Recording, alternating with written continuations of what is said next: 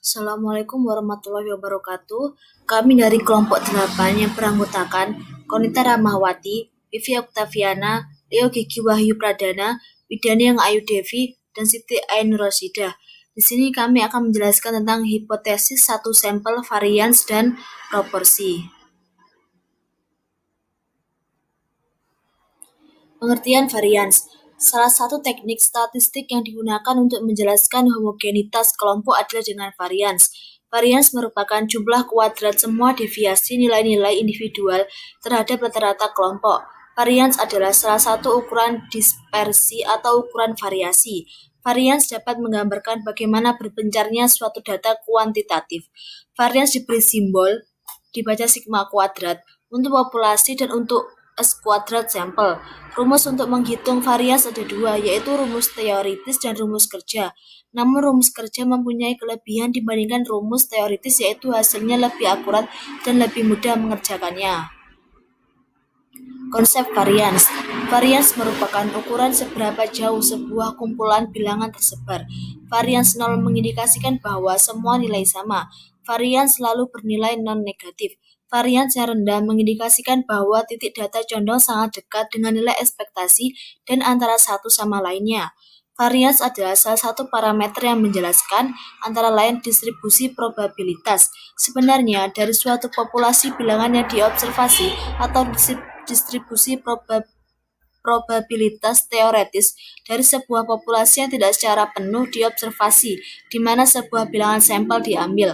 Pada kasus terakhir, sebuah sampel data dari distribusi dapat digunakan untuk membentuk sebuah estimasi varians dari distribusi yang mendasarinya. Pada kasus sederhana, estimasi ini bisa menjadi varian sampel. Varians merupakan jumlah kuadrat semua deviasi nilai-nilai individual terhadap rata-rata kelompok. Varian merupakan konsep yang cukup penting dalam statistik karena merupakan dasar dari banyak metode statistik inferensial. Sebagai contoh, berikut adalah tampilan data 10, 12, 15, 16, dan 12.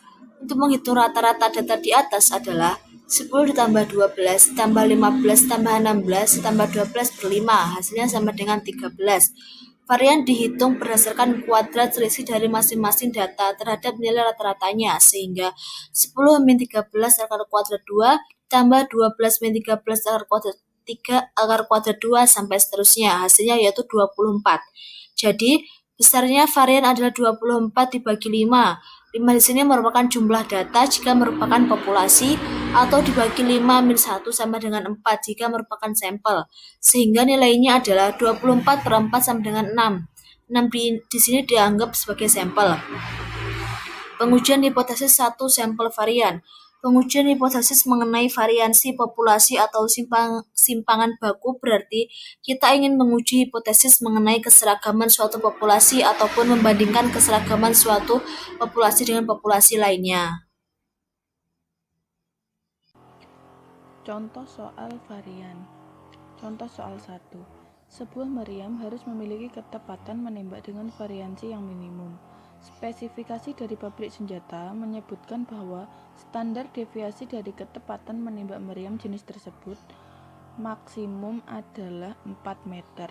Untuk menguji hal tersebut, diambil sampel sebanyak 16 meriam dan diperoleh hasil S kuadrat sama dengan 24 meter. Ujilah standar deviasi dari spesifikasi tersebut. Gunakan A sama dengan 5%. Setelah itu, cara mengerjakannya kita cari kata kunci dulu dari soal. Di sini diketahui sigma kuadrat lebih besar dari sigma 0 kuadrat. Ini didapat dari soal yang bertuliskan bahwa variansi yang minimum sehingga sigma kuadratnya lebih besar dari sigma 0 kuadrat. Ini bisa dikatakan hipotesis. Selanjutnya, ketepatan menembak meriam jenis tersebut maksimum adalah 4 meter. Ini adalah sigma 0. Jadi, sigma 0 sama dengan 4. sigma 0 kuadrat sama dengan 16. Selanjutnya, sampel sebanyak 16 meriam, sehingga N sama dengan 16. Dan hasil S kuadrat sama dengan 24 meter. Untuk pembahasan pertama, tetapkan hipotesis. H0 sama dengan sigma kuadrat lebih kecil sama dengan 16 atau tidak memiliki variansi minimum. H1 sigma 2 lebih dari 16 atau memiliki variansi minimum. Ini diperoleh dari sini. Pembahasan yang kedua, menentukan level signifikansi. A sama dengan 5%, didapat dari soal ini. Selanjutnya yang nomor 3 adalah menentukan statistik uji yang digunakan. Karena ini hanya satu populasi, kita menggunakan chi-square, di mana rumusnya adalah N-1 kali S kuadrat per sigma 0 kuadrat. Dari rumus ini kita masukkan angka yang sudah diketahui di atas, sehingga chi-square sama dengan 16 min 1 kali 24 per 16 sama dengan 15 kali 24 per 16 sama dengan 22,5. Nomor 5 selanjutnya menentukan daerah kritis. Di sini kita mencari chi-square 0,05 dengan derajat kebebasan 15. Nilai kritis yang diperoleh adalah 24,996. Daerah kritis tolak H0 jika chi-square hitungnya lebih besar dari 24,996. Padahal kita ketahui bahwa chi-square yang kita hitung tadi adalah 22,5, sehingga keputusan ujinya adalah H0 tidak ditolak atau diterima. Sehingga kesimpulan yang didapat adalah spesifikasi meriam tidak memiliki variansi minimum untuk ketepatan menembak meriam. Pengujian hipotesis satu sampel proporsi. Pengujian hipotesis mengenai proporsi populasi didasarkan atas informasi atau data sampelnya. Pengujian hipotesis satu proporsi dalam praktek seringkali pendapat tentang proporsi atau presentase harus diuji. Misalnya presentase barang yang rusak 25%. Pengujian hipotesisnya dinyatakan dalam proporsi. Cara pengujiannya sama seperti menguji rata-rata. Langkah prosedur pengujian hipotesisnya. 1. Menentukan formulasi hipotesisnya. 2. Menentukan alfa atau taraf nyata dan nilai tabelnya. 3. Menentukan kriteria pengujian. 4. Menentukan uji statistik. 5. Menentukan kesimpulan. Selanjutnya yaitu contoh soal serta penyelesaiannya. Seorang kontraktor menyatakan bahwa 60% rumah-rumah yang baru dibangun di kota X dilengkapi dengan telepon. Apakah Anda setuju dengan pernyataan tersebut? Bila di antara 50 rumah baru yang diambil secara acak, terdapat 33 rumah yang menggunakan telepon, gunakan taraf nyata 10% dengan alternatif lebih dari itu. Penyelesaiannya. Diketahui bahwa N-nya 50. N itu adalah banyaknya ukuran sampel. X-nya 33. X itu adalah banyaknya ukuran sampel dengan karakteristik tertentu. P0-nya yaitu 60% atau 0,60. P0 adalah persentase. Yang pertama yaitu menentukan hipotesisnya. H0 P sama dengan 0,60. Karena H0 itu adalah tidak adanya perbedaan, maka dari itu dilambangkan sama dengan. Dan karena P-nya 0,60, jadi langsung ditulis P sama dengan 0,60. H1, P lebih besar dari 0,60. H1 adalah kebalikan dari H0. Kalau H0 tadi tidak adanya perbedaan, maka H1 adalah adanya hubungan. Berarti ditulis P lebih besar dari 0,60.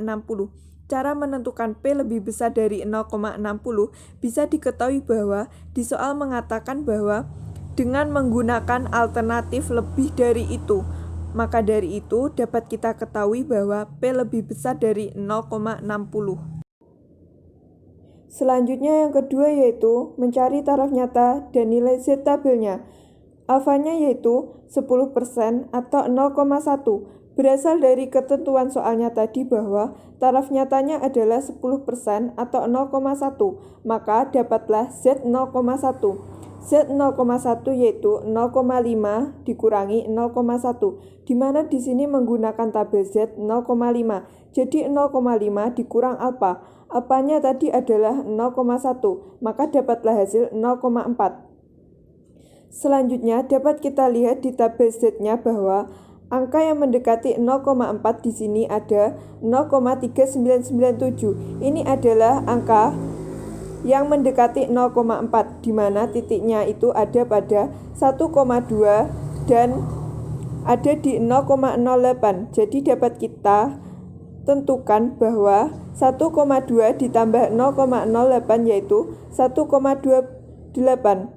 Maka dari itu dapatlah hasil taraf nyata dan nilai Z tabelnya. Selanjutnya yang ketiga yaitu menentukan kriteria pengujian, di mana H0 diterima apabila Z0 kurang dari sama dengan 1,28 dan H0 ditolak apabila Z0 lebih dari 1,28. Selanjutnya yang keempat yaitu menentukan uji statistik.